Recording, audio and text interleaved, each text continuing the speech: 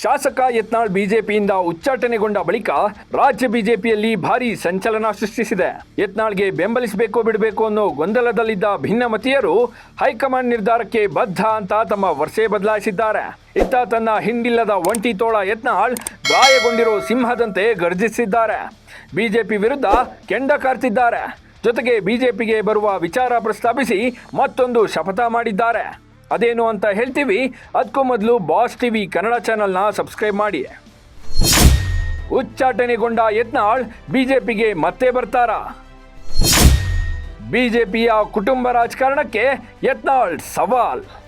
S, ಬಿಜೆಪಿಯಲ್ಲಿ ಎಷ್ಟೇ ತಡೆದ್ರೂ ಮಾಜಿ ಸಿಎಂ ಬಿಎಸ್ವೈ ರಾಜ್ಯಾಧ್ಯಕ್ಷ ವಿಜಯೇಂದ್ರ ವಿರುದ್ಧ ವಾಗ್ದಾಳಿ ನಡೆಸ್ತಾನೆ ಇದ್ರು ಅನ್ನೋ ಕಾರಣಕ್ಕೆ ಶಾಸಕ ಯತ್ನಾಳ್ರನ್ನ ಪಕ್ಷದಿಂದ ಹೊರಹಾಕಲಾಗಿದೆ.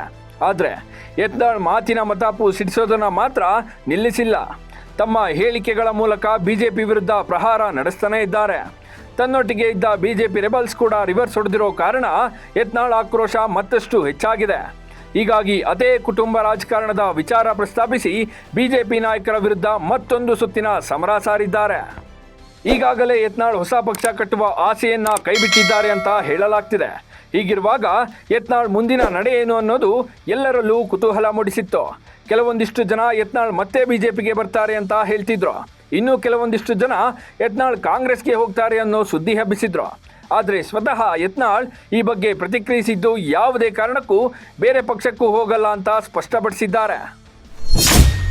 ವಿಜಯೇಂದ್ರ ಗೆಲ್ಲಿಸೋಕೆ ಬಿಜೆಪಿಗೆ ಬರಬೇಕಾ? ಕುಟುಂಬ ರಾಜಕಾರಣ ತೊಲಗೋವರೆಗೂ ಬರಲ್ಲ. ಶಾಸಕ ಯತ್ನಾಳ್ ಮತ್ತೆ ಬಿಜೆಪಿಗೆ ಕಂಬ್ಯಾಕ್ ಮಾಡುವ ಬಗ್ಗೆ ಪ್ರತಿಕ್ರಿಯಿಸಿದ್ದು ತುಂಬಾ ಖಾರವಾಗಿ ಉತ್ತರಿಸಿದ್ದಾರೆ. ಬಿಜೆಪಿಯಲ್ಲಿ ಮತ್ತೆ ರಾಜ್ಯಾಧ್ಯಕ್ಷ ವಿಜಯೇಂದ್ರರನ್ನ ಗೆಲ್ಲಿಸೋಕೆ ನಾನು ಪಕ್ಷಕ್ಕೆ ಬರಬೇಕಾ ಅಂತ ಲೇವಡಿ ಮಾಡಿದ್ದಾರೆ. ಇದರ ಜೊತೆಗೆ ಯತ್ನಾಳ್ ಇನ್ನೊಂದು ಶಪಥ ಮಾಡಿದ್ದಾರೆ.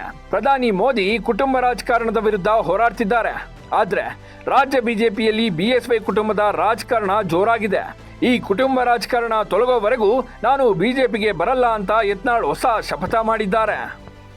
ಒಟ್ನಲ್ಲಿ ಶಾಸಕ ಯತ್ನಾಳ್ ಹೊಸ ಪಕ್ಷ ಕಟ್ಟಲ್ಲ ಅನ್ನೋದು ಎಲ್ಲರಿಗೂ ಗೊತ್ತಾಗಿದೆ. ಇದರ ಬೆನ್ನಲ್ಲೇ ಯತ್ನಾಳ್ ಹೊಸದೊಂದು ಶಪಥ ಮಾಡಿದ್ದು ಬಿಜೆಪಿಯಲ್ಲಿ ಕುಟುಂಬ ರಾಜಕಾರಣ ನಿರ್ನಾಮ ಆಗೋವರೆಗೂ ಮರಳಿ ಬರಲ್ಲ ಅಂದಿದ್ದಾರೆ.